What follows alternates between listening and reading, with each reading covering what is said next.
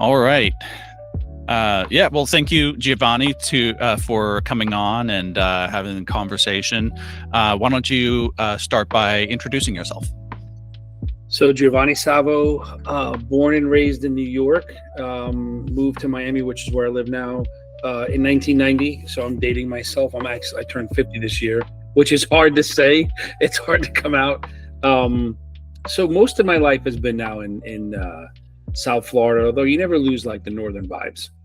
Yeah. Been an entrepreneur since I was 16, in the sense where always worked in a family business. I got a chance to start taking over the sales process, and when I was 24, 28, I took over the company, or at least running of the company, pretty early on, and then sold it in 2018. So it was in the automotive industry, and that's a whole story amongst itself, and a lot of lessons, and probably where most of my gray hair comes from. Um, and then I kind of fell into financial services by accident, more of a need.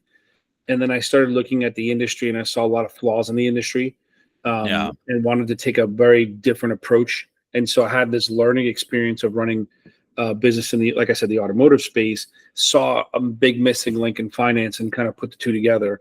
I'm a dad of three kids. My kids are 13, 14, and 15. So they're all teenagers now, which is an exciting thing, and been married for 16 years. So a Very lot of good. gray hair from that. All of it. Yeah, my gray hair started before my kids started coming along, but I think it's only going to accelerate. Yeah, there's a picture of me holding my daughter when she was younger. My hair is black. It's like, Dad, what happened to your hair? I'm like, you guys, like it's you. It's me. But yeah, Very fun. there's some wisdom inside of it, I think, right? Yeah, yeah, definitely. So, why don't you share when you saw the problem in finance and finance, education? Was it in the automotive industry and selling to people that you noticed, like, hey, these people need some help? Well, it was probably us that needed help. So we from 1990 to 2008. I built this business to doing about 5.3, $5.4 million a year. We were selling automotive paint and chemicals. So to put that in perspective, that's a lot of gallons of volume. We weren't Yeah, parts and equipment. So our clients were body shops, collision centers. And in South Florida, it's a big deal because of tropical storms, hurricanes. We don't really have a mass transit system. And then you have the export market. Everything leaves to South and Central America through the port of Miami. So it's a pretty big business. So we were really kicking butt. But in 2008, 2009, when the recession came, everybody yeah, remembers real estate, and it's kind of what triggered it. But the second industry that was affected was automotive. So about right. 50% of our business disappeared overnight. It was a bloodbath. We had dealerships that couldn't pay us, and clients couldn't pay us. So we're sitting there kind of going, we have a problem. And then the vendors we were dealing with, they're all corporate companies, and they're like, well, you got to pay us. And it was a disaster. And at that point, working for 18 years, you become good at something. I don't care what you do for 18 years, you become good at something. So as soon as, like, what do? We just kind of put our head down, worked, started, building it again. And I just knew, like, it couldn't get me to what I wanted. So again, one of the big lessons was, like, I had big goals and dreams, and I wasn't willing to give them up. But they definitely got Yeah, foggy. Like, I remember days where I'm like, I can't even see it anymore. Like, they're there, and then I didn't know. And so I kind of knew, reading the tea leaves of what was happening in the industry. And it kind of happened, same thing with medical, where the insurance companies came in, they started dictating costs to shops. And so now you're a vendor going, wait, but this is what we pay for something, and we need to make profit. And I started seeing the profit margins go down. And at the same time, you start looking at the cost of life, when you add up fuel and tolls, and whether it be rent or loans, and you start like, man, I don't see this ever making sense. And I think for a lot of entrepreneurs, this is a big lesson. Like, you sometimes believe in things, but you got to know the numbers, because they'll tell you the truth. Emotions will lie to you.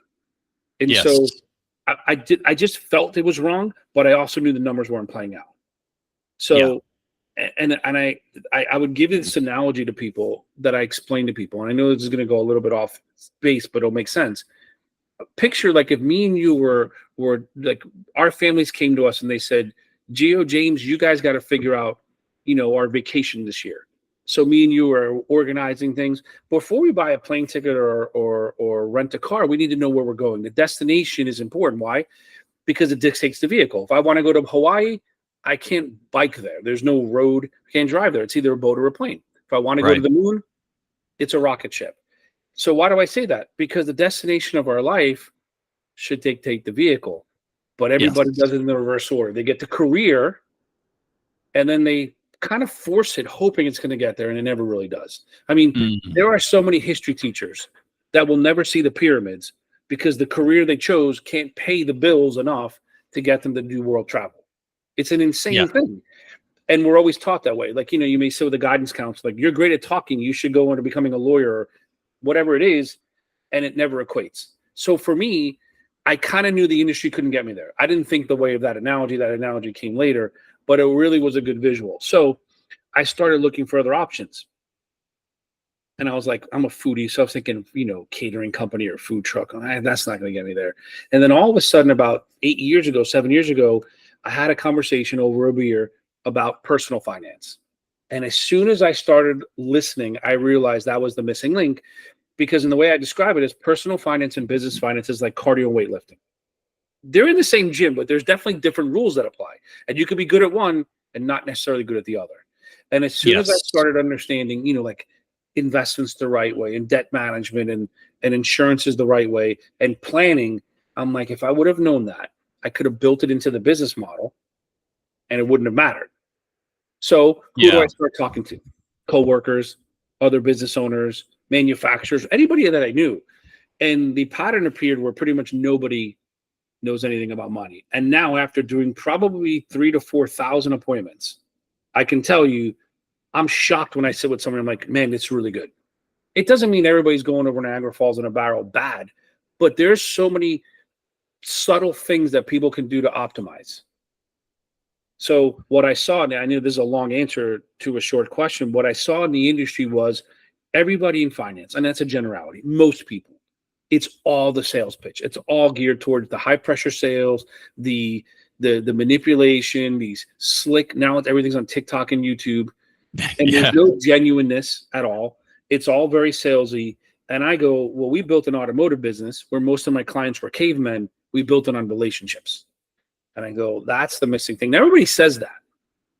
But the thing with relationships is that when you build a business, it doesn't instantly appear. It takes time to cultivate relationships. So as I started building the finance business, I started focusing on teaching and building relationships, knowing that long term, if you give people value, it'll come back. And so that was Yes. the big flaw. I guess the third thing would be comprehensive. Most of the industry either does like taxes or insurance or investments or mortgages or debt. And while they're not the same, there's a huge overlap. It's like trying to be an elite athlete and only having a guy that helps you with cardio. You still need a nutritionist and a sports psychologist and somebody to help you with stretching. The more components that overlap, the better long-term success. So I kind of saw it as a way, as a fault of our own. And then being an entrepreneur, I can talk to other business owners because I've been on that side of the desk my whole life going, look, there's a whole corner of things we're never taught. And if you kind of learn that, your business will be bulletproof. Yeah, yeah. I've noticed that the best professional services that I encounter, there is always some sort of educational component that's actually usually missed when they go out and share what they do with those who need what they do. So you're saying that education is it's not just the services of organizing and helping plan, but it's also the education that goes into helping them already make the correct decision that's going to fit for their particular scenario, their circumstance. Why don't you speak to that, the educational side, and what people, what the industry misses? All right. So one of the missing links when it comes to the sales piece of finance is that I need to be, you need to trust me enough that whatever I tell you happens to be true. And That's kind of like, it's this weird thing where it's like a vacuum. People separate themselves from the knowledge. So like you got to go to them going, they're the kings of the knowledge. I don't know if that, like, it's like there's an arrogance built into it. Because the fear is if Yes. I teach you something, you'll go do it on your own, and then you don't need me. And that's true to some degree. But all the statistics show that if a person has a written game plan and a financial advisor, their chance of success is gigantic. It's like 90% having those two things. But the problem is this: anybody can tell you what to do. But if you don't understand the how and the why behind it, you're not doing it. Right. They're doing it, Isn't that and crazy? you're just their your what's the term I'm looking for? You become a puppet for their decisions. Yeah, it's like you're on autopilot, but you're not really even in charge of anything. You're not even hands on the wheel. And that's not, look, it needs, okay, I'll give you a better example. If you asked any entrepreneur, what's the goal? They're going to say some version of, I want financial freedom, generational wealth. I want to live, like financial stability.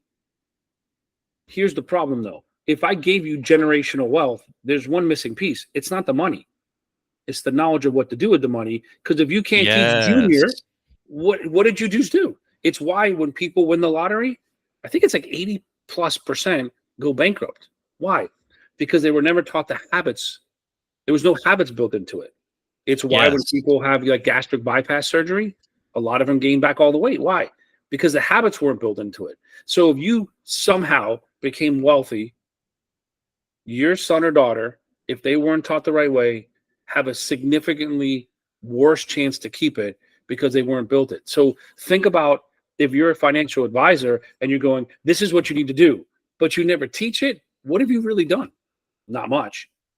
Right. Right. So Yeah. it's kind of it's an empty goal or not an empty goal, but it's an empty, there's an emptiness to it all, I think. Yes, there's an emptiness to it. It's hand in hand with the old parable: give a man a fish, you feed him for a day; teach a man to fish, you feed him for his life. Yeah, Right. yeah, And then the thing is, it's like, well, if I teach them everything, they don't need me. But that's a scarcity mindset.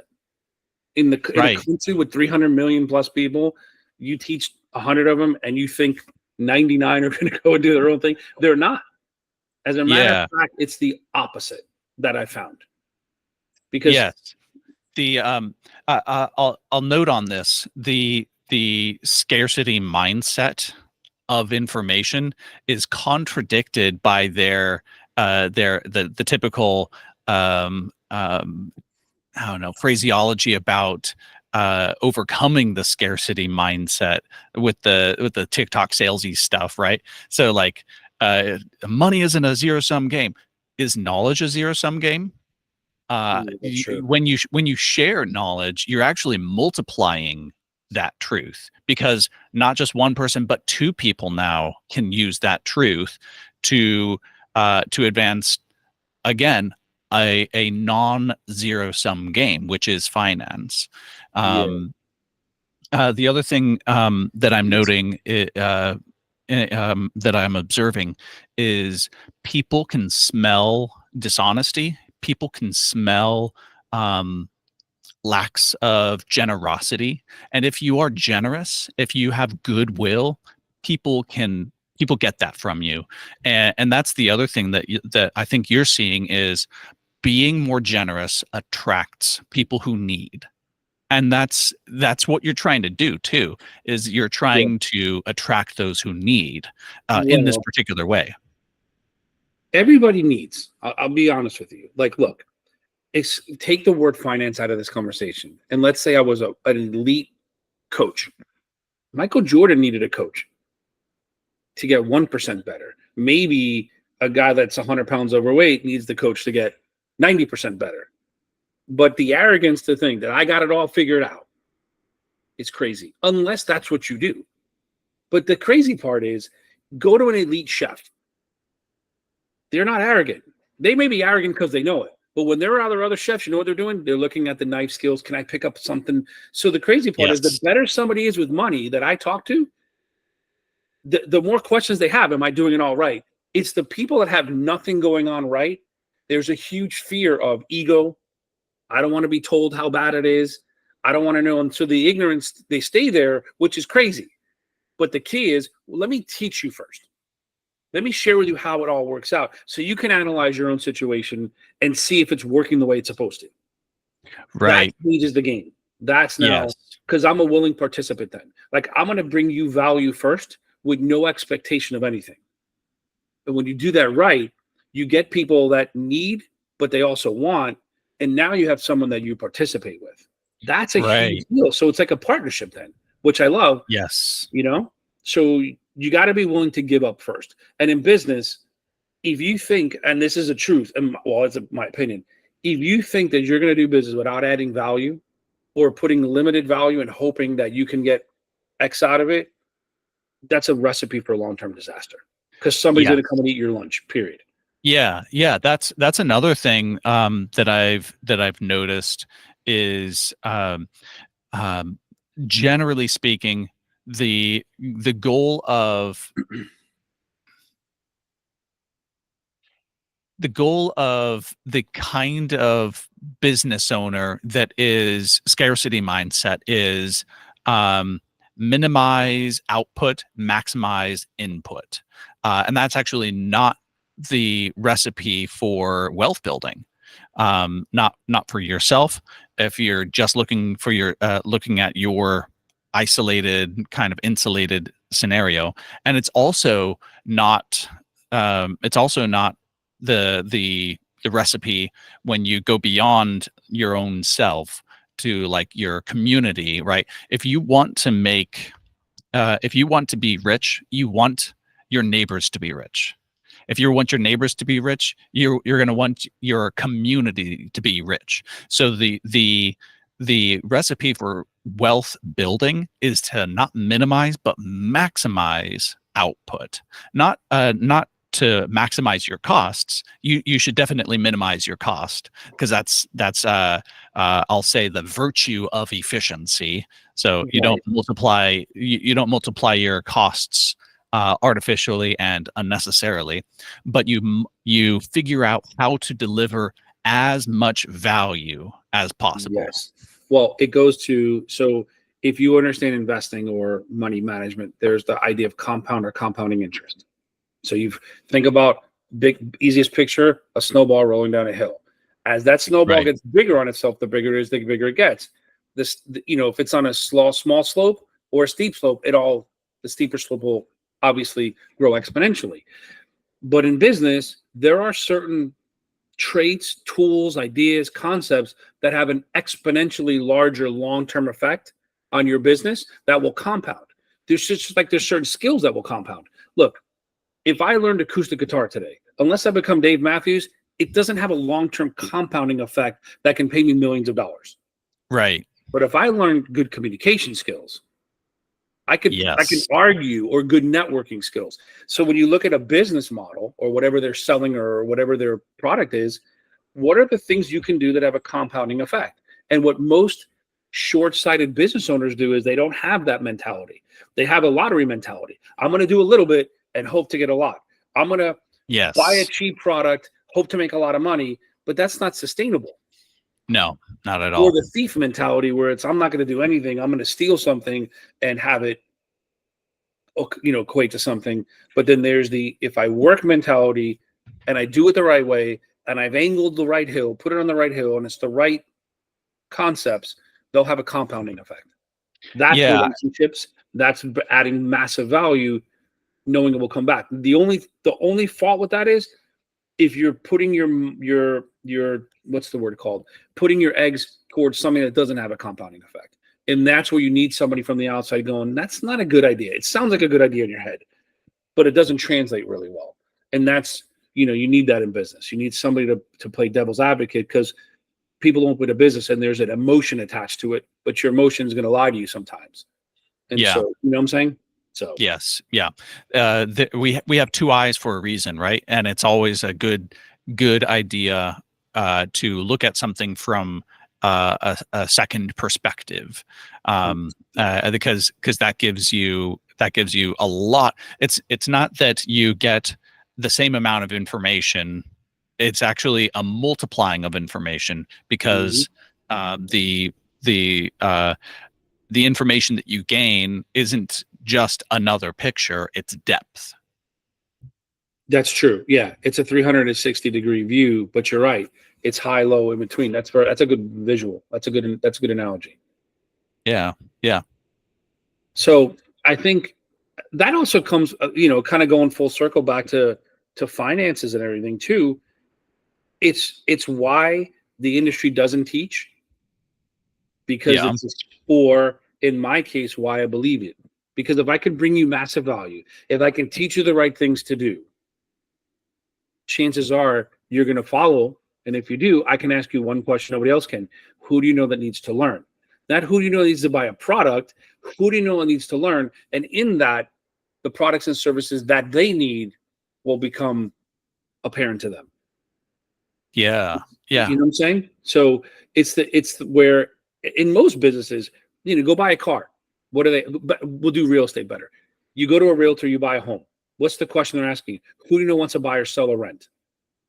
Now, in your head, you're like, who's going to go through the next 30 days of all this? Who's going to negotiate? Who has a down payment? You take your whole market in your head and whittle it down to maybe one or two people maximum. And so referrals are like this, because you're thinking, who's going to buy right now? Whatever. You eliminate it. Think about when Right. somebody sells life insurance or opens a Roth IRA or something. Well, who do you know that wants to buy life insurance? You're like, who's going to sit around and do this? Who's got, like, you start eliminating all Yeah. those people. And then as well, that kind of assumes you like know the inner workings of their life. So it's Yeah. never. Yeah. So I'm giving a trade secret. Well, guess what I can ask? James, who do you know that wants to learn about money and finance? And wherever that goes, it goes. So there's a philosophy. You've probably heard it, and I've taken it and I've explained it in a different way. This is my own personal philosophy. In sales, and business is all sales. I don't care what it is. Eventually, there's some sales aspect to it, right? Even if it's you're a Yes. teacher, you're selling your plan, you're selling your something. But in sales, you could be a hunter or a farmer. Now, we've heard this before, but a hunter, think about it, we're pre-programmed to be that way. So guy comes back from the jungle, he's got a deer, everybody loves him. But think about what hunting is. It's the camouflage. It's staying in place. It's spraying yourself so the animals don't know you. It's a manipulation of the environment. Now, think Yeah. about what modern day sales is. You're going to go to an interview and you don't have that type of shirt on. You can't wear red. You got to wear blue. It's like all these psychological things to play a game with the client. You're not going to write with a big pen. You better have a cross pen, because if they see you, they're not going to think you're this or that. Make sure when you say this, don't say that word. Use this. And it's like the whole thing. And people feel that. It's like when Yeah. you're in the bush and the animal's like, I know you're there somewhere. So internally, people feel that. So I take a different approach. Think about a farmer. Farmer looks like an idiot when he's watering dirt for 6 months until harvest Yeah. comes. And his family may eat for 6 months, maybe eat for a year. And if he's planting an orchard, could eat for generations. But a farmer's got to do one thing first. Got to make the first investment. Got to work the land first, make the first investment of nutrients, clear it. So in my vision for business, the first investment I ever make is I'm going to be the one that invests into the client, knowledge and time. Now think about this. If I gave you a handful of seeds, you're not going to go, okay, that's the one that's going to sprout and that's the one that's going to be not. Then not. You're not, wouldn't waste your time. You go, let me throw them out there and let them do what they're supposed to do. As long as I do my part, the right ones will sprout or not. So the way I look at business is, if I treat everybody the same, some people are weeds, nothing ever happens. Some people are vegetables, maybe they'll feed my family once, and some people are fruit trees that could feed my family forever. The problem is I don't have to worry about this. So when I sit with someone, they get the same exact effort, whether they have $25 or 25 grand, whether they're 18 or 62, it doesn't matter. I don't have to worry about that piece. And the minute I really understood that and bought into it and teach that to my own people that work for me, my own team, a lot of things changed. Why? Because I don't have to change presentations. It doesn't matter. I'm going to give you massive value. Oh, but what happens if somebody doesn't do anything? Who cares? That's on them. Yeah. They're a weed Yeah. at that point. That's them. But the cool Yeah. thing is, when you do it right, you can ask the question, who else do you know? And then it's like, oh my God, my brother needs to talk to you. I have a sister of mine. And then people are coming to the table or to the Zoom completely energized and open and excited, which you don't hear in the words of money and finance at all. Yeah. You see what I'm saying? So I, that's the vision for everything. Yeah, yeah. There, that generosity mindset, the massive investment. It doesn't matter who they are. That's the core of your offer, is what I'm hearing. Yeah. And we're all going to work hard. There's no doubt about it. But most people will completely miss the mark because they don't understand the way the tools the right way. It's like playing Monopoly on a Parcheesi game, going, why am I not winning?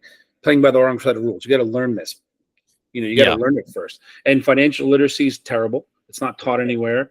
It used to be maybe done at churches a little bit, maybe the Boy Scouts, maybe, yeah, home economics, maybe. But right now it's an epic disaster. People have yeah, 401ks, don't understand how to use it. They're getting information, like we said, from TikTok and YouTube. Like, we're in the information age, but there's no filter now.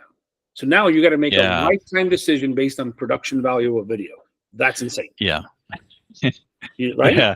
Yeah, the video that gets the most views is the one that educates, and the videos that get the most views are the ones that have shock value, or the ones that are, flashiest or whatever.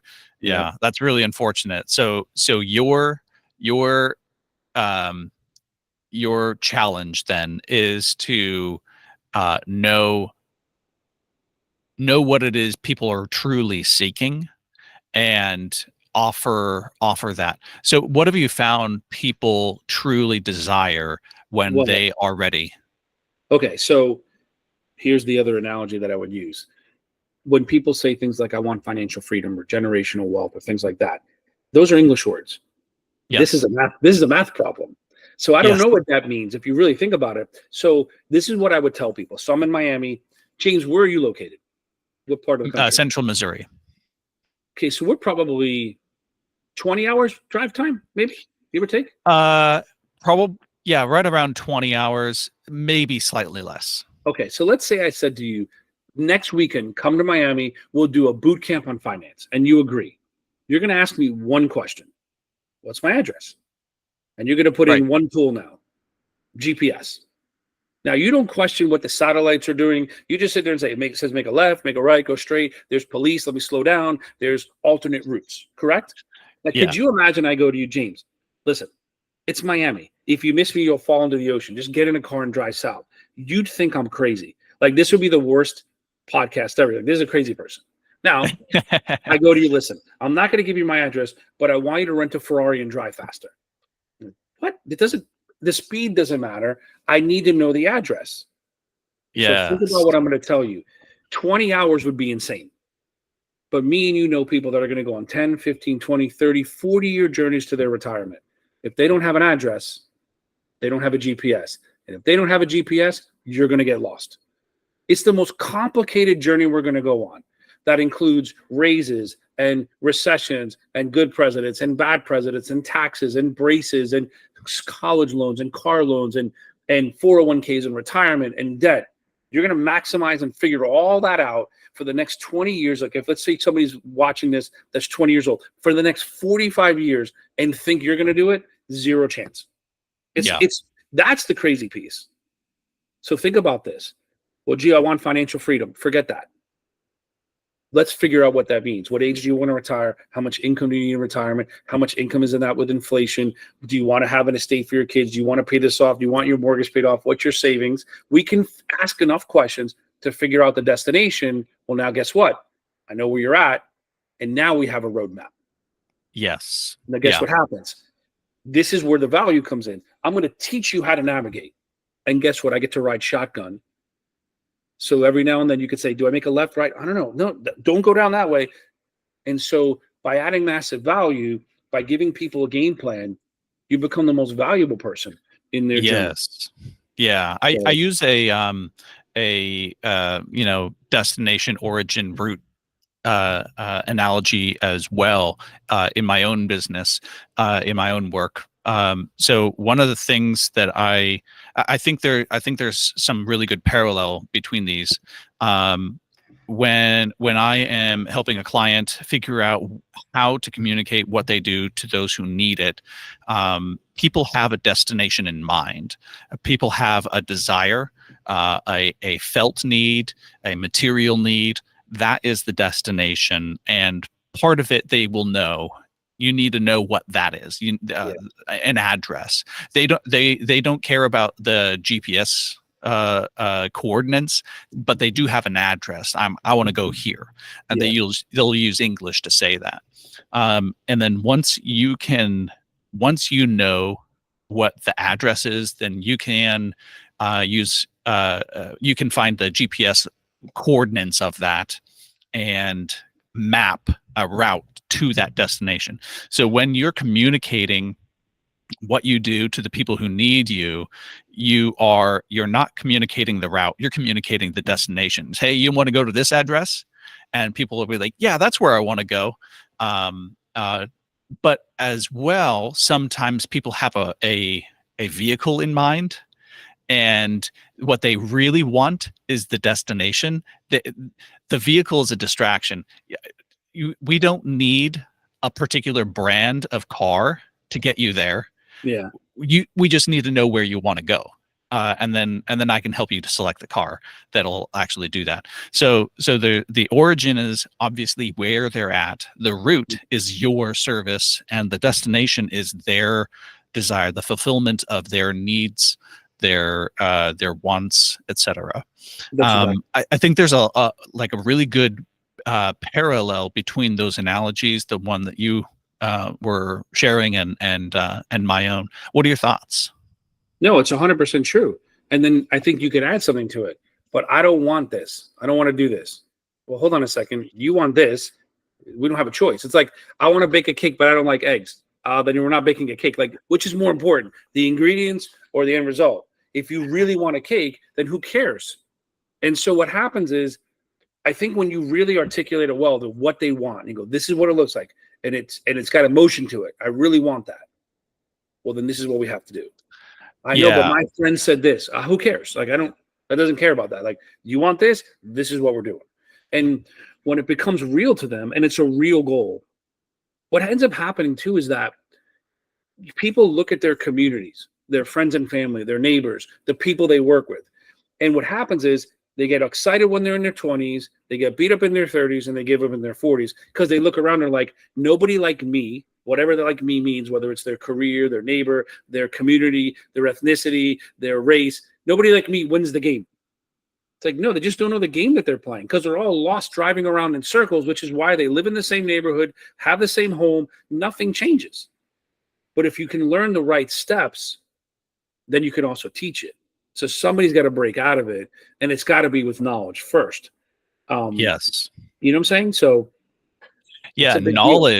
knowledge truly is power. It's not the know about kind of knowledge, but the more embodied knowledge. And I'd like to kind of make the connection between like a knowing that kind of a knowledge and an embodied knowledge to mean like a virtue. It's the habits that you form. You have the virtue of financial, like I guess the virtue of frugality, not in the penny pinching sense, but in the you're discerning when you write a check. You don't swipe your card endlessly all day.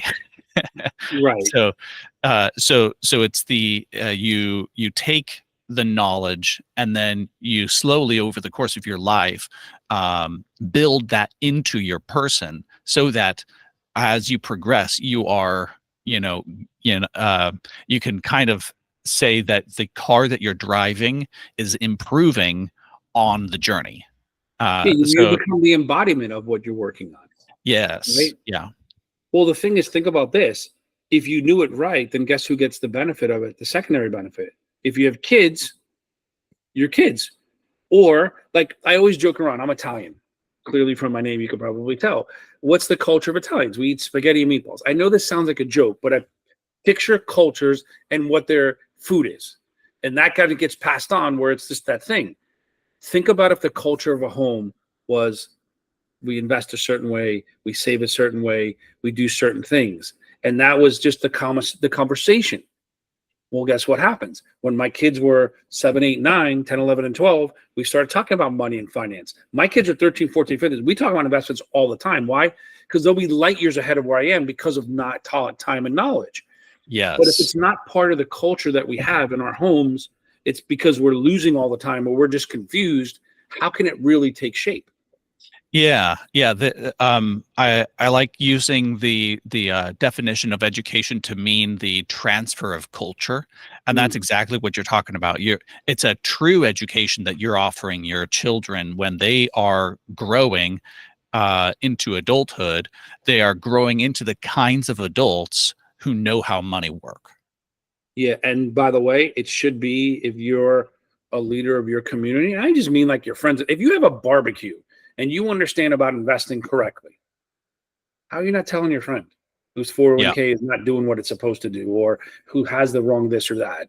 I remember distinctly this. So we have a group of friends like 20, 25 of us that we always travel together. So there's always some version of 13 or 14 of us going somewhere. It's some relatives and some friends. All of our kids are the same ages. And I remember sitting and I'm looking at everybody going, everybody's getting out of debt.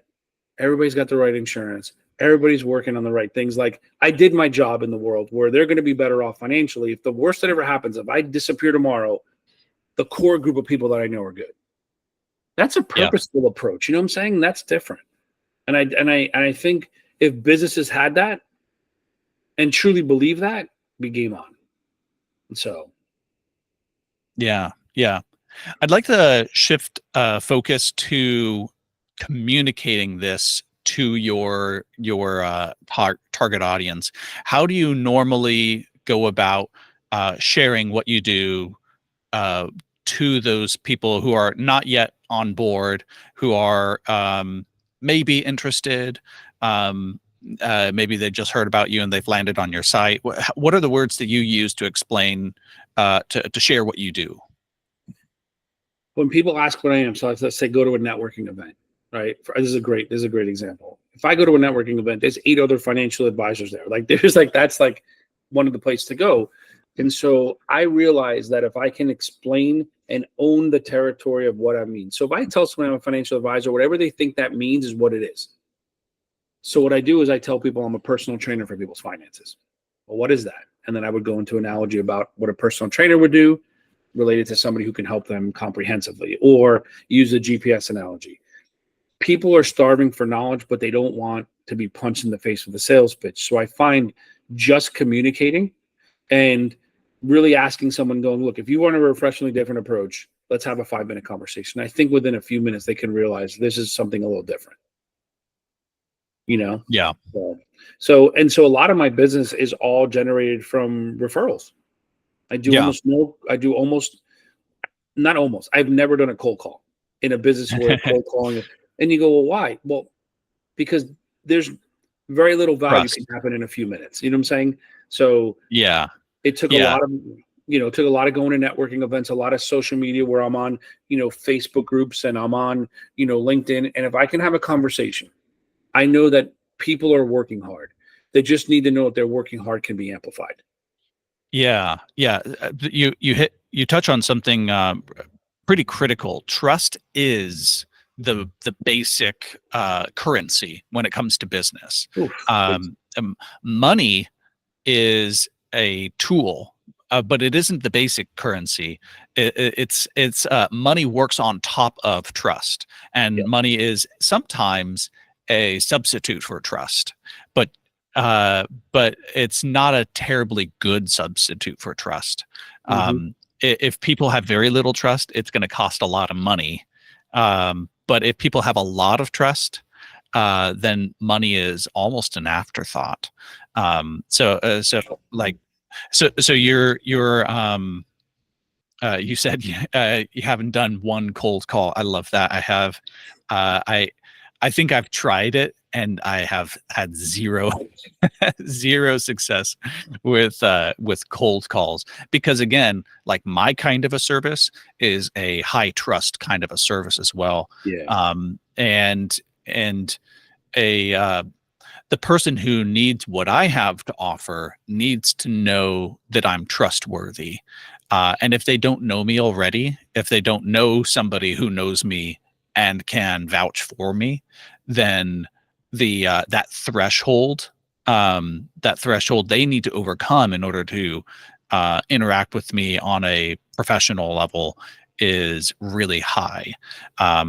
And yeah, so that um, emotional energy threshold, which is determined by how much they trust you.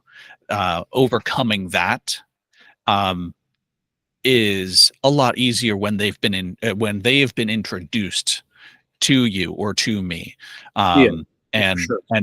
they can borrow their friends' trust. Yeah, the credibility opens the door, right? And Yeah, then well, there's actually something interesting. The credibility of that person that gives you a referral opens the door. But now you're bound. There's like a bullshit filter, excuse my language, a BS filter built into it. Why? Because you got to honor that person, the person you're sitting with, and the person that gave you that name or open the door. Why? Because if you screw around with this person, you've lost it all. So if yes, you work in the market and the referral based market, there's a genuineness and there's an integrity you need to have. But if you have it, it kind of is its own self-generating machine if you do it the right way. What people want to do is they want to skip that. I want all these referrals, but I'm not going to do right by these people. Well, good luck with that business. You're right. yeah, The currency of trust. You're 100%. That's a great analogy, but it is true. It's the word trust. You can't build that in a minute. You no, can't.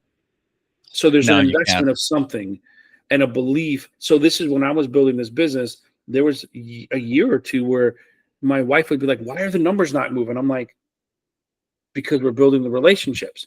And for someone who's never built a business, she didn't see that. It was a constant struggle because I had a belief that I knew that if I did this long enough, it would kind of pan out.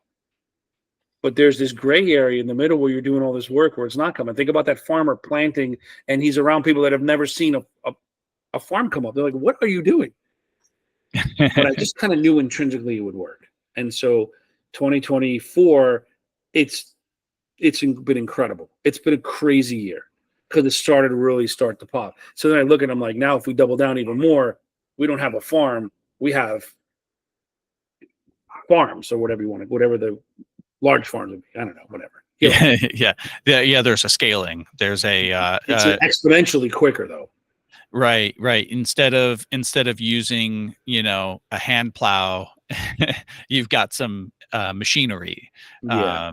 Yeah, you can multiply your efforts, Yeah. and that's actually something that money is somewhat unique in doing, because when we're working individually, when our work is dependent on individual um, efforts, contribution, or whatever, there is some linearity to it. But when you can make decisions and then you use the weight of the accumulation of all the good that you've already done, which we can call your bank balance, if you will, right? Yeah. If you can use all of that to make another really big decision and generate more good for yourself and for others, that compounding thing, like, before money, there wasn't such a thing as a compounding work. You can't compound the work that, I mean, you can do some things like, when you cultivate, like your analogy, when you plant an orchard, you've got X, output per year now. Then you cultivate another, acre of orchard. Okay, so now you have 2x, and then 3x, and then 4x. So there is some compounding in that sense, but then the analogy kind of breaks down because what's fueling it is actually the sun. it's not you that's fueling the work of the farm. So that kind of that tangent kind of broke down. Well, But there are certain skill sets going just to business in general that have an exponentially larger return for that person long term. And yeah, communication would be a big one. Like the ability yes, to communicate, the ability to network, the ability to add value to people is a huge. They have huge long term effects where you could put a little bit in and it can really grow exponentially. Whereas yes, some just don't. You know. yeah, yeah. There's a where was it going with that? There's a I think I lost a thought. Sorry. It's, it's all Yeah. good. What would you say? Because you're around entrepreneurs. What would you say is the biggest challenge for them, as far as maybe it is financial, and I can give my own perspective on that. But where would you see when it comes to finance? What would you say the average financial literacy score is for most entrepreneurs on a scale like 1 to 10? 1, they know nothing. 10, they're like monsters. Where do you feel like they're at? What's I your gut would instinct? guess I might be biased about this because I'm fairly philosophical and I think about stuff. I tear stuff apart and try to get down to the core of it, and I don't see other people doing that almost at all. So I might be biased in saying that it's really low. But from the perspective of practice, I would guess that people understand less but are able to do more. And by that I mean, there are certain things that we do that we don't understand. So like, can you explain to me how to walk? And your response would be like, well, why don't I just show you? Right. That would, yeah. You don't need to know, the how the joints work. So with that said, I think people understand a lot less than they're able to do. Um, from the when people start when people start managing their own finances, when they launch a business, go out on their own, they will naturally stumble, and but they'll learn from their mistakes, and they'll eventually be able to at least crawl, if not walk. And I think the difference is made when you can switch from walking with a walker, with the aid of a system built by somebody else, to getting coached, which would be you, getting coached so that you can walk freely and then eventually sprint, and be able to do that cross country run that Yeah. is your life. Um, so I would guess that, to go back to your original question, like where they are 1 to 10, from knowledge and understanding from like a philosophical point of view, I would say most people are like a 2. But from the I say 2 or perspective of, 3. yeah, from the perspective of being able to, I mean, if you've been in business and you're past whatever the threshold is, like 80% of businesses fail in the first Yeah. 18 months or whatever it is. If you're past that, you're probably a 4 or a 5, but there's still a lot of growth that can happen afterward. Yeah, I would say I would agree, like 3 to 4, probably 2 to 3. This is what I would tell anybody. This is my biggest takeaway for entrepreneurs when I go to networking events and everything is this. The business that people build obviously is created to pay for today. Their bills, their lifestyle, their car, their whatever. Yes. Yes. It needs to have a factor built in for the future. And here's why. Because the feeling or the belief that you can sell that later on that's a minefield. Why? The industry you own or you're in may not exist the way you think it does 20 years down the road. Technology can change that. Your competition can come in and eat it up. Like You need to have the business work for today and tomorrow. And if it can't, you're on rocky ground. But think about if you build a business and it's paying for your lifestyle, but there's money being invested for your future so that you can retire the way you want to. Guess what happens when you're older? If you sell the business, you just have more money. But if you don't, if something happens, you have more money. You're good. People don't think that way. And what they do is, one day I'll get there. One day I'll get there. And you know that when you run a business, it's like all it is the next problem to solve. So if you think one day you're going to go, I'm going to go work for this year in my personal finances, it's never going to happen. If you could build it into the blueprint early, the chances of long-term success, because it's part of the fabric of the company. Now, if you haven't done it, you need to build it anyway. Because once you do that right, every other decision becomes easier, so to speak. Like I sat with a lady one time, she's like, I want to open a t-shirt company. Great. And when I asked her what her goals are, and I'm like, have you thought this through?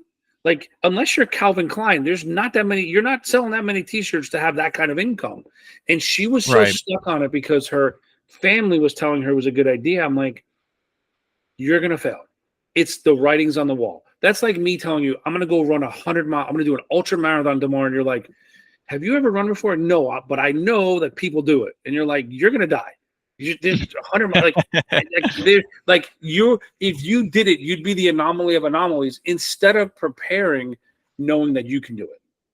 And so what happens is like, there's just bad advice. And then would you, if I never ran a marathon and you came to me for marathon advice and then you listened to my advice, you're crazy. You got to go to a person that's run it before because there's practical advice. So people go to start businesses and they refuse to talk to people who have ever run a business. Well, my uncle says this, my cousin says that. My teacher who's never run a business says this. Okay, you're getting terrible advice. Now there's probably truth sprinkled in it. But if you really think about somebody that's been in the game, it's why I think mentorship is such a big deal in life, in business, in anything. You know, I mean, you could stumble all along the way, but it would be nice to know if there's actually a path. You know? Yeah. You still gotta do the work, right? You still have to do the work. But like, if I told you how to run 26 miles, you still got to run them. But my God, it would be nice to know when to hydrate, what shoes to wear, you know, what music to listen to or not. Like, it would be nice to know that there's some efficiencies along the way, that you don't have to hit every roadblock and speed bump and minefield that exists. So that's a big one. Yeah. So navigating those minefields, knowing where the speed bumps are, so you can adjust your speed. All of that comes with mentorship and coaching to figure out where you actually want to go in the first place as well. Takes a lot, because I find that people don't really know what they truly want. They have an inkling. Like I was saying with the analogy earlier, they have an address in mind, but they don't have GPS coordinates. It's not specific. It's not concrete. They say I want to go north, but where's north? North is a mile from you, or north is the North Pole. It's kind of everywhere, nowhere. What does it look like? And then is it realistic? I mean, I've sat with people that are 35. I want to be retired at 40. What are you doing for that? Nothing, but I have an idea. I'm like, okay, so you're going to work for 5 years and live on 40 years of that income, like that number. The math doesn't make sense, right? Because there's no reality built into it. It's like me saying, I want to go to the moon. Yeah, but you haven't even built a rocket yet. Like, how long is that going to take you? And so there needs to be, but if you can design, like you said, if you can figure out the coordinates the right way, there is a way to get there. Or there's going to be the time frames are going to have to be shifted a little bit. So the SMART goal, I guess you could say, the specific, measurable, attainable, etc. The SMART goal of their idea could be fleshed out, and sometimes you'll see, oh, this is not attainable. This is go to the moon, but you don't want to build a rocket. Or I'm here in Missouri. I want to go to Miami, but I don't want to cross the Mississippi River. Well, you're going to have to. Yeah, you're going to have to, but you don't have to do it walking. there's a boat, Yeah, there's a bridge, exactly. there's ways. And then, but I have to go north first and then go, yeah, but if you do it right, you'll still get to where you want to get to. Like, is Yeah. it possible? Right. But there's certain things you got to do. Like I gave you an example when it comes to personal finance. Well, that's a big deal. And then you hear conversations about good debt and bad debt. Right. But where are you getting that from? The companies that want to give you bad debt. Like a lot of times, like, That's so true. it was like, Yeah. well, is that true or not true? One of the biggest controversies in finance is life insurance. It's the most missold, misunderstood, misused tool, honestly, because of why? High commissions. Straight up. Yeah. Big time. So it is needed 100%, but it's not what most people think. Stock market, another one. And as an investment advisor, I can't give advice, but there's tools that you can use, right? There's understanding. And most people underperform the stock market. You don't want to know why? They think it's gambling. It's not. They're using emotion. They're listening to Uncle Joe who watches 2 hours of Fox News and 2 hours CNN a day. They have an app or their best friend. It's like there's none of that matters. Sit with someone who can teach you first so you can understand, and then you look at the results. It's a big Yeah. deal. Having a will in place. Why is that important? Because if you're building assets and you pass away young, it's a disaster when it comes to probate because everything is a big mess. Having a trust is important if you have assets. Like there are building blocks where if you do it right, you become bulletproof. And it's a combination. So I'll tell you, it's a combination of life insurance, an emergency fund, retirement planning. If you have kids, you can do saving or investing for kids, dreams and goals, legal services, and debt. It's those 5 things or 6 things organized correctly, working in conjunction that will give somebody a bulletproof way to succeed. It's not one or the other, it's all. And why do I say all? Think about going on a road trip from Mississippi to Miami. It's the tire pressure, having a spare tire, it's the fuel, it's it's all of it. It's not one or the other because guess what? You can have a full tank of gas, but if you don't have a spare tire and your tire goes flat, tell me what you're going to do. You're dead in the water, right? You can have great tires, spare tire, but if you don't have enough gas, so the journey of financial freedom is a combination of all those things in the right order. And then if you have a business, it's just fueling that. It doesn't have to be all, it's got to be some of it. Oh, but when I sell my business, no, man, that's not how it works. That is a terrible idea. Now, that could be the cherry on top, but it can't be the only thing. It can't be. Why? Because look, I owned a business for 28 years. From 1990 to 2018 when we sold the automotive business, the highs and lows and everything in between. As good as you may be, and selling $5 million a year in that business is pretty elite, there's situations you can't control, like a recession, like a pandemic, like a natural disaster. Look, if a hurricane comes to Miami, that would be great, except if it hit the store that doesn't exist anymore, who are you selling to? Right? There's regulations and things that people have. There's technology changes. You could be in the t-shirt business. Cricut comes out with a cheap version of it, and now all of a sudden people are printing t-shirts from their home, and half your business doesn't even exist anymore, or whatever it may be. Right. You know what I'm saying? So there's so many things that you can't predict. To the Yeah. extreme where you have a partner and they get caught doing something really stupid, and your business gets tainted. How are you going to overcome that one? There's just so many factors. So if you could build it where it becomes bulletproof, and you know it is, well, it's game on. Yeah. Yeah. That vehicle, you've got 6 critical components in this vehicle, right?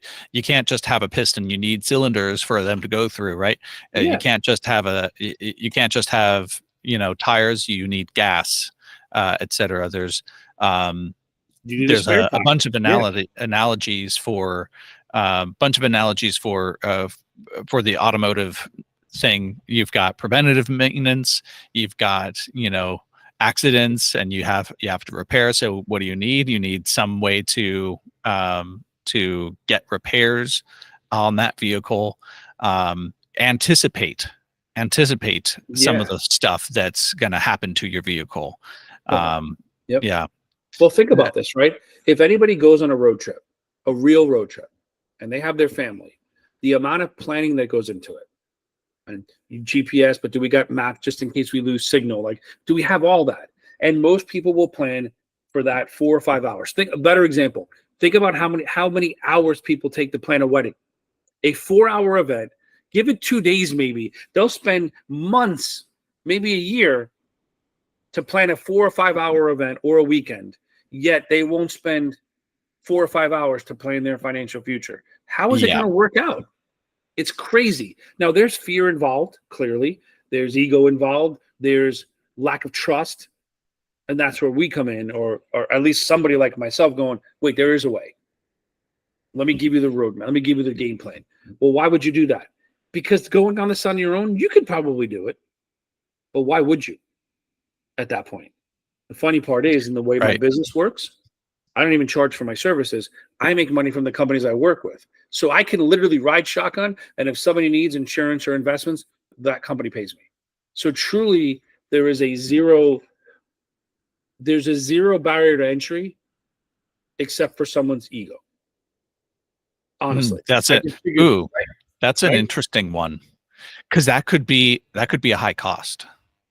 Oh, And it's if deadly. it's, yeah, Because that's a high.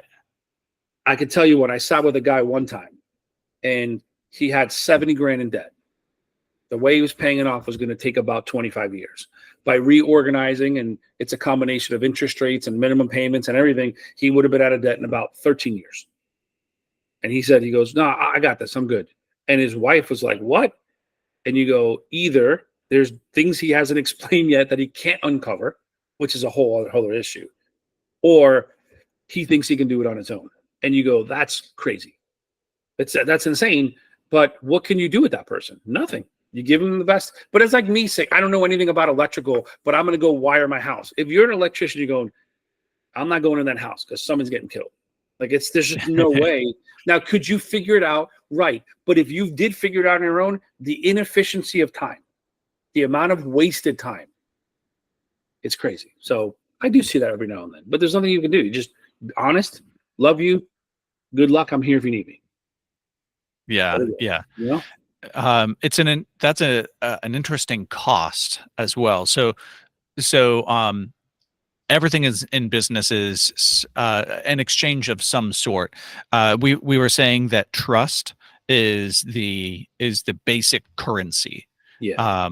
The trust is the basic currency, and that cost that we were just talking about, the cost of ego, the cost of humility, taking on humility and giving trust.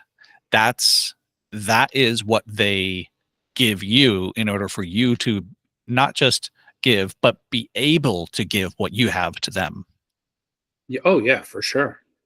But you got to Yeah. earn it too. Like, you got to bring value too. It's not just empty.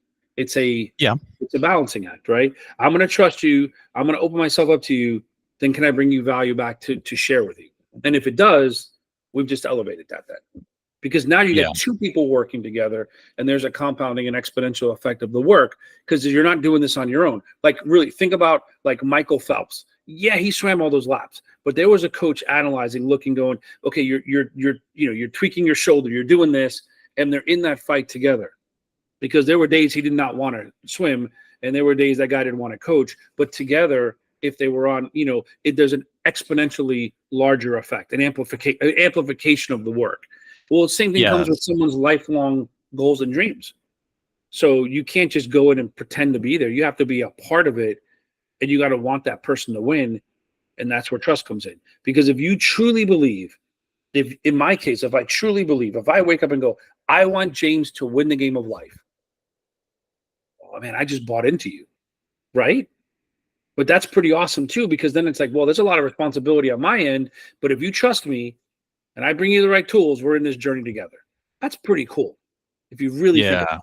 It's a different perspective. You're buying into someone, they're buying into you, and now we're partners.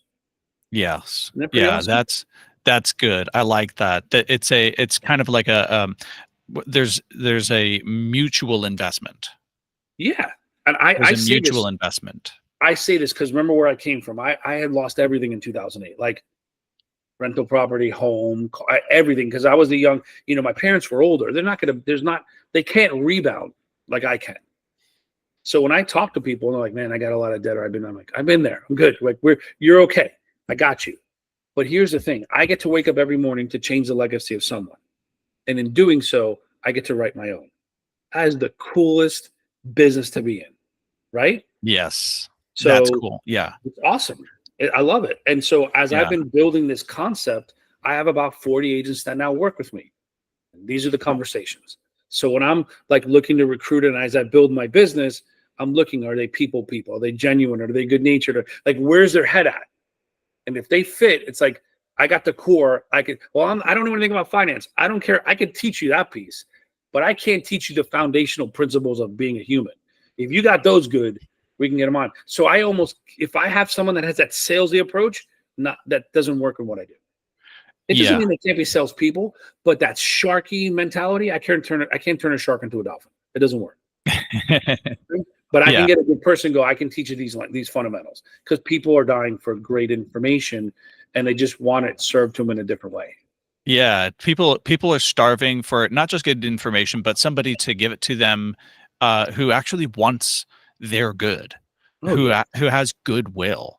And that's something that the finance world lacks a lot of, is goodwill. And you know it by the way that certain things become popular on social media, right?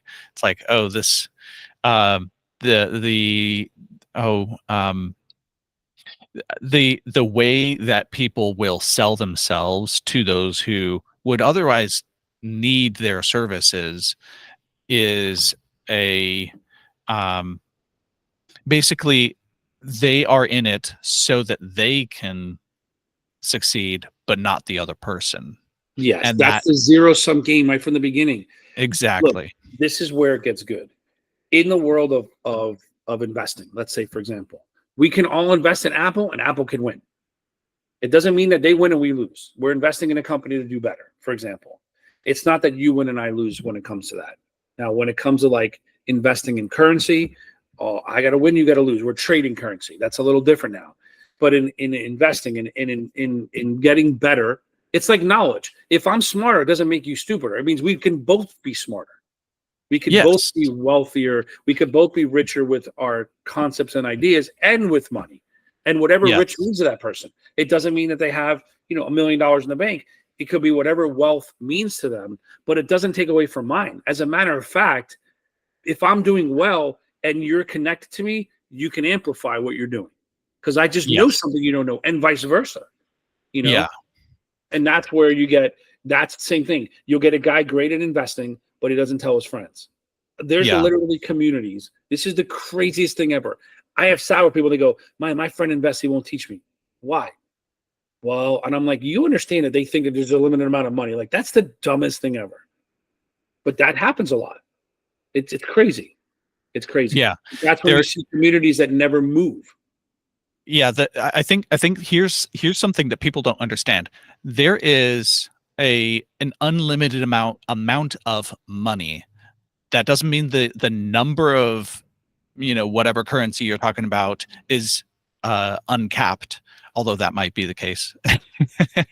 uh, the what it means is that the number that you see in your bank account can the value that represents, even if the number stays the same, could go to some could go up indefinitely. Mhm, And by that I mean, um, when let's analogize by a small like agricultural community, and they use some commodity that is absolutely capped supply. Let's call it like gold coins, and you can't separate the you can't reduce them to smaller coins or whatever. So none of that. There's, let's say, just 1,000 of these coins, and they are trading the coins in order to do the business within this small community.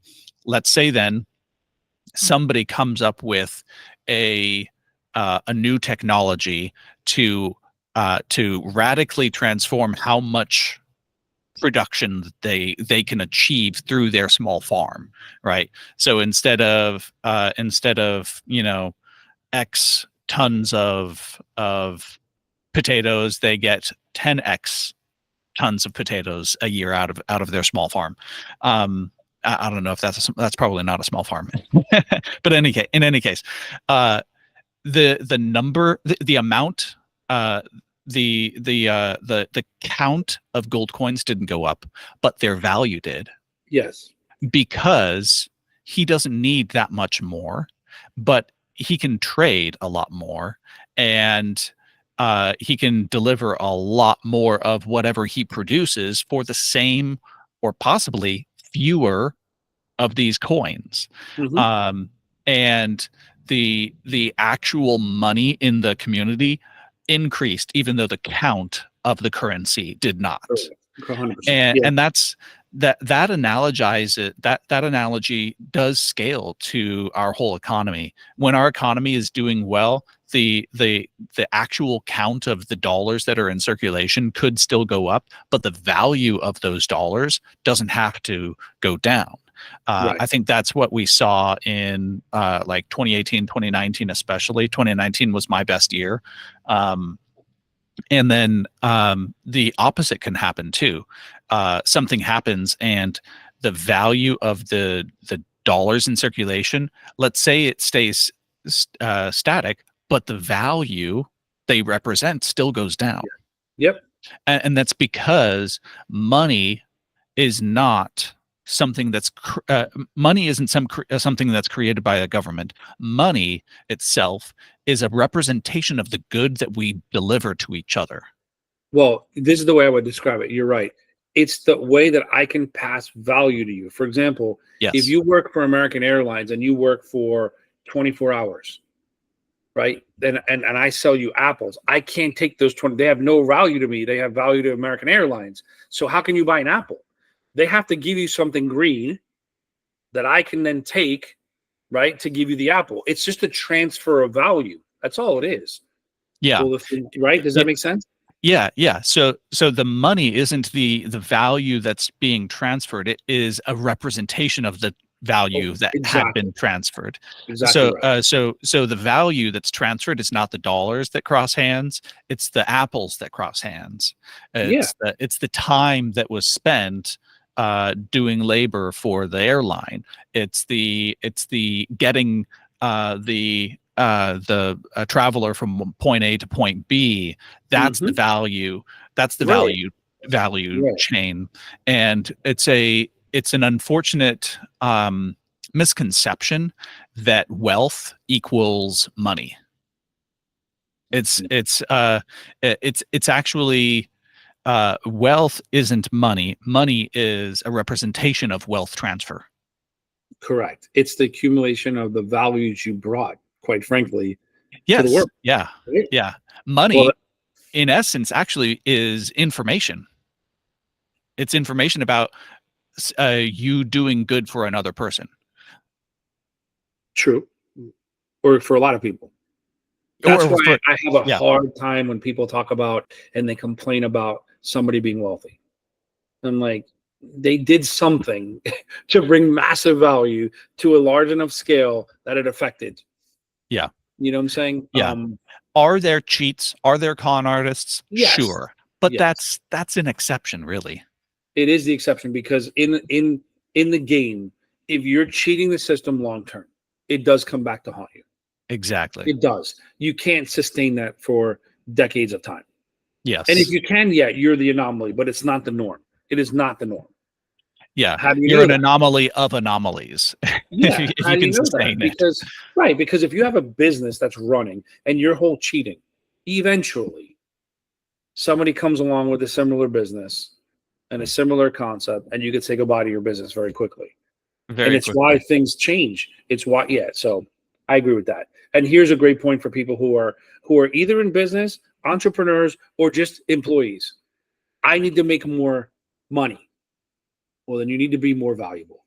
Period. How do you Exactly. become more valuable? Make yourself more valuable. And that's a personal thing. That's self-development. That's adding the right tools. I joke around with my son all the time because he's 15 and loves video games. I'm like, you could be the king of Fortnite, but that does not pay the bills. And then he goes, well, there's YouTube. God, no. That's the anomaly. Really, you could take those 3 hours a day you're playing your video game and you could read. I know it seems boring, but there's things that suck away value and there's things that add value. And people, there's a well, we talked, this goes all the way to the beginning, the growth mindset and the fixed mindset. There's or the ability or the really the what's the word called, the scarcity principle or not. If you believe that there's scarcity, then why add value to, why add skills? But if you have a growth mindset and really it's pretty much limitless, you just got to put in the work to get it. There's a group of people that are willing to do that, and there's a group of people that are not willing to do that, and they're just willing to complain. And that you see that all around you. Just open your eyes and you'll look. And if you're that person, all you got to do is change your mentality a little bit and add certain skills, the right skills, and you'll start to see your value increase. Yeah. If your value increases in the right realm, you'll get paid more for it. The world responds to that. That's the way it works. That is the truth. And then once you have, then managing what you have, that's where you come in. Yeah, but even listen, when you turn your GPS on halfway through the journey, or ideally in your driveway. So before you head out. Yeah, people always tell me, okay, well, once I get going, I go, look, maybe your GPS is more like a compass in the beginning, where it's going to give you a direction as opposed to a fixed point. But you still need to learn that. Oh, but I'm 18 going into college. Okay, but you still have goals and dreams. Wouldn't you want to know? Man. You see what I'm saying? So I tell people, I don't care where you're at, build your game plan. It may be more of a rough draft, and you may have to add pages to it. But man, it would be nice to look at something going, I want to buy a home, and you could plug it in. I got my first raise, and you could plug it in. My wife's pregnant with twins. You know, I just got my degree. My student loans are due, and have it at least somewhat working. So I don't care, because I built mine when I was 42. So there's a lot less options than when you're 18 to get to the same place, right? Think about it. If you were in North Dakota, a lot more options to get to Miami than if you're in Orlando. The closer you are to the destination, this is now years, the less options there are. So the earlier you turn this thing on, the more options there are. And by the way, this is another thing. Oh, I want to start a business. Maybe that's going to take you farther away from what you want. If you can make decisions that are relegated to what your dreams and goals are, everything becomes easier. Yes, it does. You know. Yeah. I like the idea behind like the closer you are to the destination, the fewer options available to you. In some ways, there's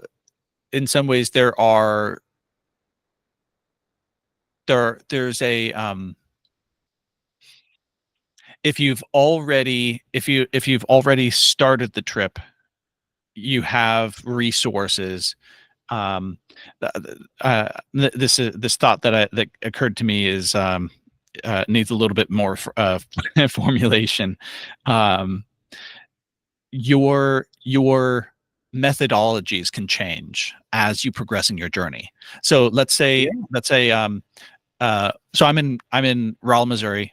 The only option is to get into a car, right? If I want to get to Miami, right? No, you can walk. You could take a bike. You could take a scooter, right? You could get here multiple of ways, but you still got to know generally where you're going first, correct? Yes. Because let's say I was an island, walking is never an option.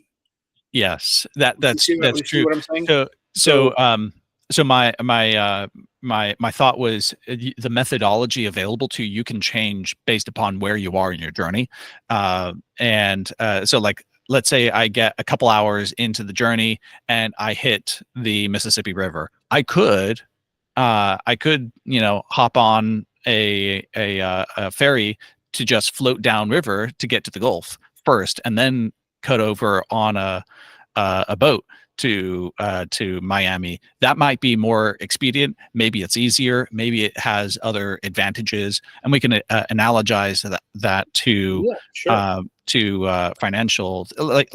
So when you're starting out, go for the standard. So that's probably employment of a standard employment, and that'll get you going.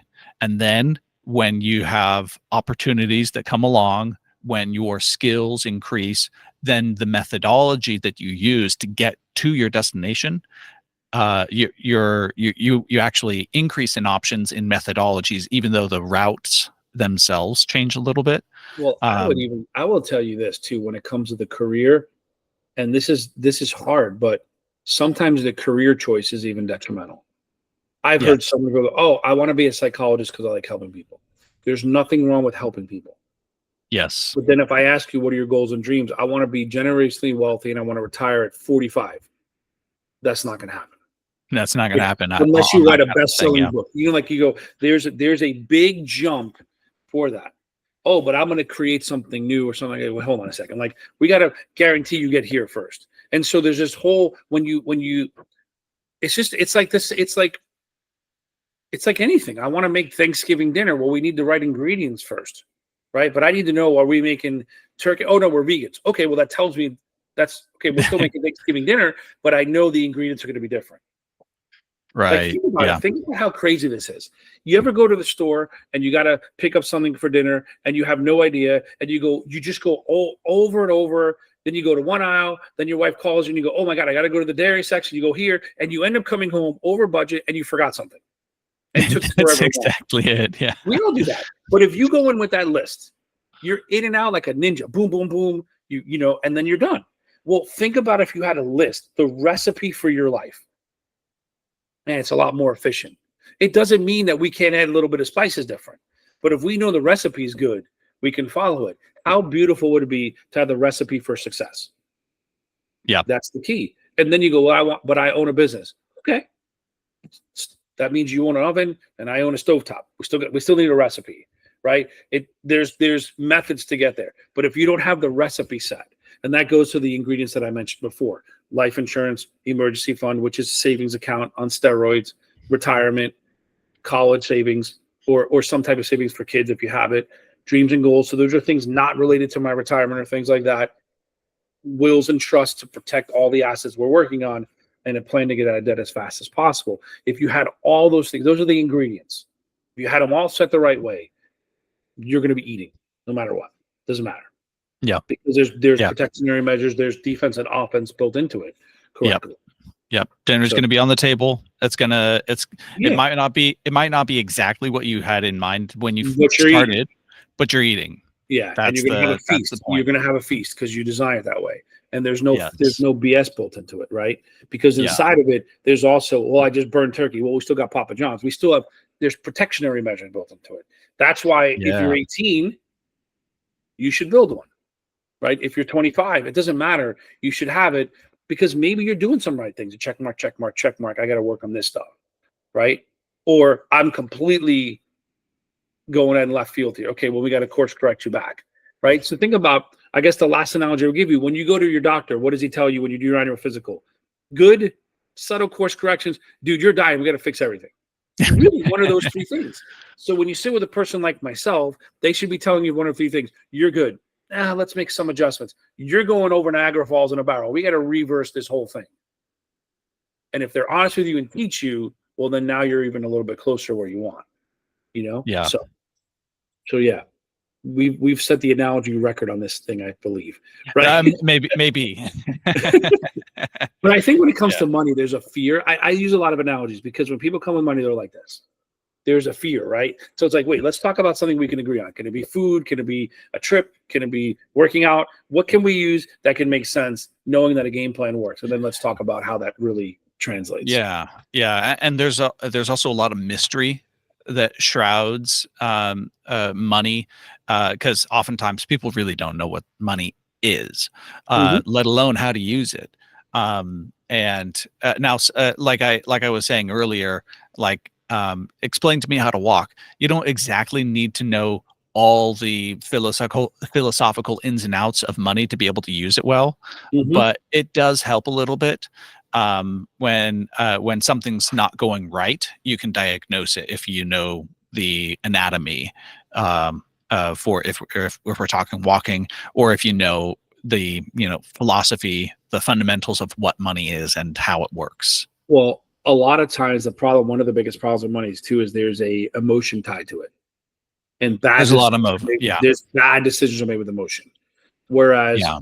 if you can have someone take that out of it for you, like I tell people, 2 + 2 = 4, whether it's happy or sad, raining, Saturday, Tuesday, Wednesday. But if you're in the wrong mood and you're looking at the numbers wrong, you're going to make the wrong decision because you're not being honest with what the numbers say. So Yeah. sometimes having somebody from outside go, oh, wait a second, like this happened with a client of mine. She's like, I hate my student loans. I'm like, right. But if you pay off your debt in this order, it doesn't matter. So forget about what you like or don't like. This is what the math tells us, and you'll be better off long-term from it. Yeah. And when she realized that, it's better things. I'll give you another example. When COVID happened, the market dropped pretty dramatically. And a lot of people were freaking out. One of my friends calls and goes, take all my money, all my investments, and move it to a money market. I go, who's telling you that? She's like, all my friends. I go, all your friends are nurses and doctors. I don't call all your friends when my car breaks down. I call my mechanic friends. Just like I would call your friends if I'm having a heart attack. But when it comes to money, they don't know what they're talking about. Let me explain. And she goes, well, what do? I go, this is what happens. Da, da, da. And so because she listens to me, she's got a lot more money now. Because you got to go to people that have the right tools for the right job. And that's Right. not, unfortunately, that's not your pastor. That's not your mom and dad. That's not your coworker, Yeah. unless that's what they do. Yeah. There is something to the psychology of money. When you get small wins, making the next win is going to be a little easier. So there is something to paying off debt slightly out of order, and like banging out one thing, and then hey, that bill is gone now. Hey, I can get to the next one. Hey, that bill is gone now. Well, think So about there the is. journey. I'm at the next mile marker. You don't feel it sometimes when you look back, like, oh, actually, there was momentum made. There was distance made. Yeah, for sure. Yes. Yeah. So there is something to you don't do something stupid because it feels good. You might have two options. Both are good. One's slightly more optimal from just a mathematics standpoint, but the other one's gonna feel a little better. But they're still both good decisions. You go with the one that's going to feel better because that's going to motivate you. That's going to give you that emotional energy to get to the next goal. Yeah, but watch this now. When you have somebody in your corner like myself going, okay, you're good. That's the right. Look at where we're at. You're like, oh, do I have it? Like, like sometimes when you see somebody riding a bike, I'm like, am I doing wrong? You're like, yeah, better than you think. And that little bit of confidence also accelerates. That's what doesn't happen in an industry that's all about the making you feel small and making you feel insignificant, and you don't know this, and I'm going to kind of preach this to you as opposed to going, let me teach you why, right? Let me teach you the how behind it. That little piece of teaching and empowerment, and then when you tell somebody, okay, look, you see what you did? Wow, that's a game changer. That's owning the situation, but you got to teach them first, Yes. So it kind of goes full circle to what we said in the beginning. Yeah. I like that. The small wins that would emotionally fuel the next one. Those things you can actually play into. You can play into it so that even the small wins are bigger for them psychologically, and that's another thing that I think might be like a real advantage over just having the knowledge. Having somebody to journey with you is they can tell you, yeah, you're doing it, you're heading in the right direction, and that can give you the confidence you need, not just the right information, but also also some good psychology, good emotions around making the progress you're working through. Yeah, and guess what also does? It keeps the person, the coach, in integrity, because you can't teach them one thing and then tell them to do this in the end, right? So that's where it comes to the right insurance, the right investments. Well, this is how everything works. Well, then why are you selling me the wrong product? Because it's higher commissions. You can't do that anymore. So it balances everything. So it takes away the veil of secrecy and going, I want to expose everything. But if you listen to me, you'll win the game. But here's the reasons why and how. But then you can ask for something in return. Who do you know that wants to learn? Goes back to what I said. Who do you know that wants to learn the right steps? Because their journey is different. They're still got to do the certain things in the right order, but their dinner's different than yours. But they still need to know what ingredients are for them. Yeah. That Yeah. becomes it's the coolest thing when you do it right, because you're always there encouraging, motivating, right? Hoping, helping, Like a and good coach. totally. And the Yeah. wins are Yeah. huge. You're talking about life-changing wins. You're life-changing, Yes. generational changing wins. Yes. It's everything. Yeah. So yeah. Wow. Well, this was really fun. I think I learned a lot about the industry, and the I like how your business model is such that you don't need the next person in the sense of like a salesperson needs the next sale. They what you want and what they want become the same thing, which is a long-term partnership, Yeah. And you can't and yeah. someone to journey through this, somebody to trust, somebody to um, really have your best interest in mind, and Yeah. that is something I think unique in the space. I've met a few other people that do something similar to what you do, and they've communicated it somewhat similarly as well. It's like I don't have to charge for my services. Only when you need services from my partners can I do I, and that I like that as well. Um, and so the um, it's the whole system is based on, like we were saying earlier, trust, right? Yeah. The whole thing is about building that trust, Earn building that trust. long-term relationship, Earning it. earning that long-term Earning it. relationship and trust. And you can earn it by being a charlatan, but it's fleeting, or you can earn it by being open and honest, which means you got to expose as a coach, you have to expose yourself first. So remember, Yes. not everybody says Vulnerability.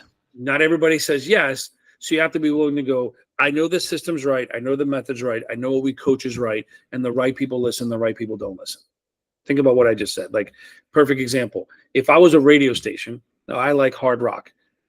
So if James comes on and he likes country, I don't switch really quickly to Garth Brooks. I'm like, I'm just going to produce and spin what I like, what my model is. And when somebody comes onto that station that likes the rhythm, they'll connect. So if I'm honest and true to what I say and do it the right way, the right people don't connect and the right people do. And when they do, the fit is awesome. And you're like, man, Yes. I feel like I've been talking to you my whole life. And I feel like confident. I'm like, yeah, because we just vibe a certain way. And then guess what happens? Call my brother. I got you. And then you have another person. And you look back and you go, man, I got a tribe of people that I'm working with because we vibe a certain way. So one of the things in business that's hard is like you got to own true to your style and you got to own it. You got to believe it. It's got to bleed through you. And if you're just going to go for the flavor of the month, because that's what you think people want, you'll always be empty. Yeah, yeah, that's really good as well. What you're describing is an ideal client. You don't want the client that isn't ideal, right? You want the ideal client, Yeah. even if it's even if it is another client. The person who needs what you have to offer, who wants what you actually have to offer, and is willing to go through that work. That requires a particular kind of personality, maybe not like personality in a very specific sense, but like somebody who's they're at the right stage of life where they're humble enough to say, okay, yeah, I don't know everything. So Yeah. and I think some help would be good. um and I'm willing to be educated. that Mutual. I'm willing to be educated, I'm willing to follow advice, and I am interested to understand as well, Mm-hmm. and Yeah. I'm interested in changing and growing myself. That 100%. is all of those things, that's the ideal client. Yeah. And guess what? It goes back to give them everything, teach them everything, and let them figure it out on their own. Like, let them come back. And what is it? Like I said, what does the doctor say? Man, you're good. Don't touch it. Subtle adjustments. We got to really rebuild this thing. And the right person recognizes that too. They kind of know. Right. And it's time. So I would tell you, anybody that's interested in learning, they can just reach out. Like, it's there for them to have. Yeah. Yeah. Well, very good. This was really fun. Thank you so much for coming on and having this conversation with me. I appreciate you opening up. I mean, I think the world needs this. The entrepreneurs, business people in general need these types of conversations. There's a lot of magic in this, Yes. So I appreciate your time, big time. Yeah. Thank you. Thank you so much, Giovanni. And I hope things go really well for you and all of your clientele as well. Thank you, my friend. Thank you so much.